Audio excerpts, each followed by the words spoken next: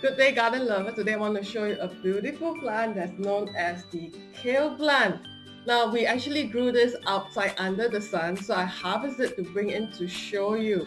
Now, this particular kale is also known as lacinato kale, and they grow pretty tall. You can see from the base of the plant all the way to the top. It's longer than my arm. So it's great for people who have more vertical space.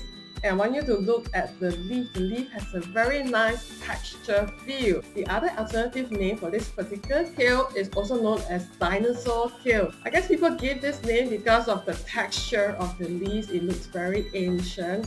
But the most important thing is that they are highly nutritious and you should incorporate into your diet. We have also launched a vegetarian recipe book, and inside the book you can learn how to use kale in your meals as well.